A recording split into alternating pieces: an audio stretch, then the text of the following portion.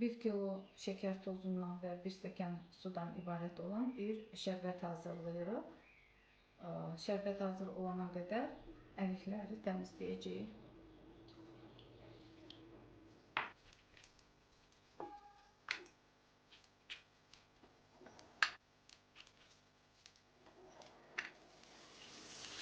Gördüğünüz kimi şeker tam eriyip şerbetimiz demək olar ki hazırdır. İndi ərikləri bura atıracağıq. Əriklərin hamısını şərbətə buraxdıq. Nə qədər ki bunlar bərkdir qarışdırdım. İndi altını azaldıram və ən kiçik van odda şirəsini buraxmağını gözləyəcəm. 1 kilo da şeker əlavə edirəm. Ona görə ki ərik 2 kilo yarım idi. Bir də təkrar edim.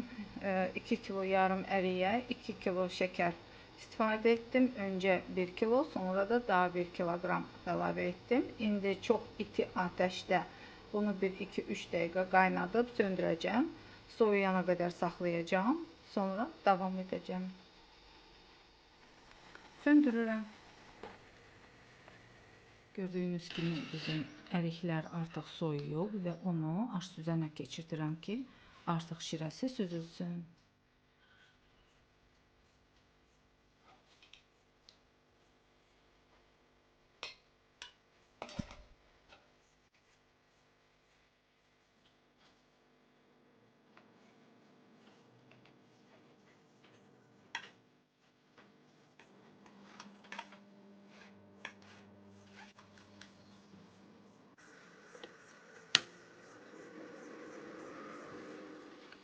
Həmən şərbəti qoyuram qaynamağa və yarım kilo şeker tozu əlavə edirəm.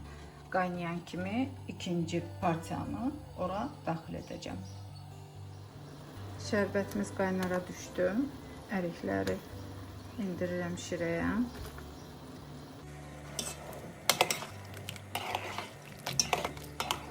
Şərbətimiz qaynadı.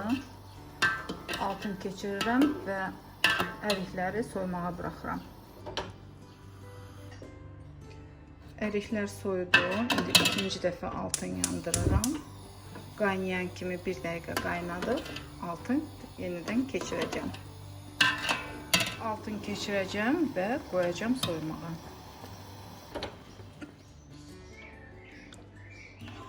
Əriklər soyudu. İndi biz bunu birinci hissəni elədiyimiz kimi eyni qaydada təkrar edəcəyik. Belə gözəl bir şey alınacaq. Bu bir gündən sonraki halıdır. Bu gün ərzində mən bir neçə dəfə bunların vəziyyətini dəyişmişəm.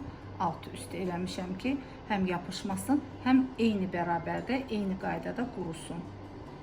Sonra bir bankaya yığıb işlədəcəyik. Bu artıq qurumuş halıdır. Yetərincə yumşaq, yetərincə də qurudur. Çox ləzzətli, faydalı. Buna mən deyərəm quru mürəbbə. Sizə də məsləhət görürəm.